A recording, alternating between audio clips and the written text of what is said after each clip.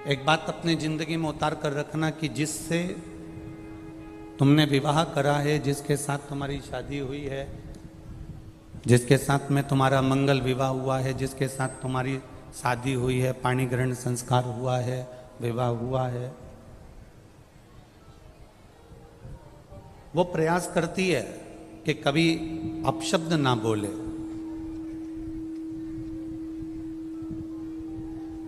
पति भी प्रयास करता है कि अपनी धर्म पत्नी को आड़ा टेढ़ा शब्द का संबोधन ना दिया जाए।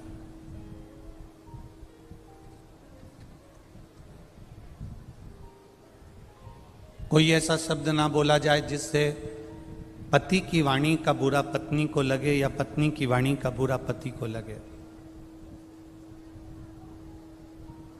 ऐसा कोई शब्द, ऐसा कोई संबोधन, ऐसी कोई वाणी पत्नी भी नहीं बोलना चाहती और पति भी नहीं बोलना चाहता।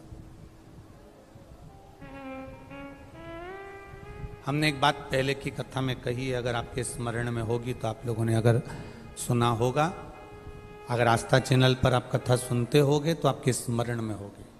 हमने पहले भी कथा में कहा, ना पति बुरा होता है, ना पत्नी बुरी होती है, ना सास बुरी होती है, ना बहू बुरी होती है, ना भाई बुरा होता है, ना देवरानी बुरी होती है, ना जेठ बुरा होता है, ना जेठानी बुरी होती है, ना हम बुरे होते हैं, ना हमारा रिश्तेदार बुरा होता है। एक समय ऐसा हो जाता है जो हर एक व्यक्ति से बुराई उत्पन्न करा देता है। उस समय को हमें टाल देना।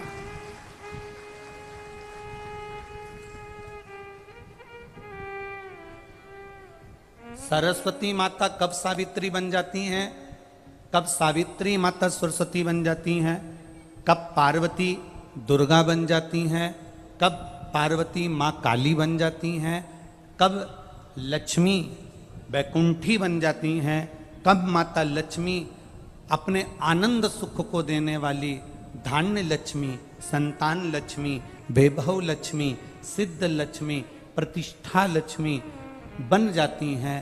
समय का कोई ठिकाना नहीं होता। व्यक्ति बुरा नहीं है। घर में आने वाली तुम्हारी बहू बुरी नहीं है।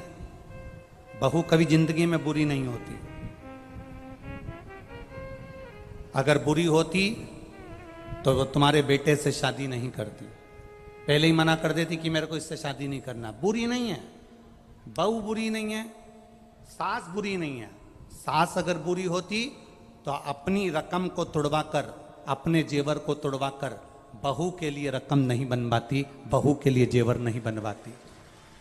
बहू बुरी नहीं है, सास बुरी नहीं है, पति बुरा नहीं है।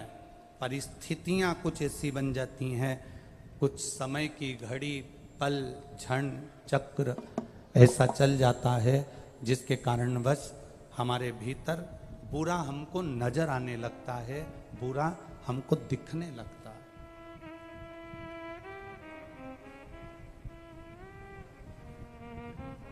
और जब हमको बुरा दिखने लगता है, जब हमको बुरा नजर आने लगता है, जब हमको बुरा सम्मुख में नजर आने लगता है, तो फिर हमारे यहाँ पर हमें अच्छा उसका बिल्कुल नजर ही नहीं आता। कुछ समय की गणना है।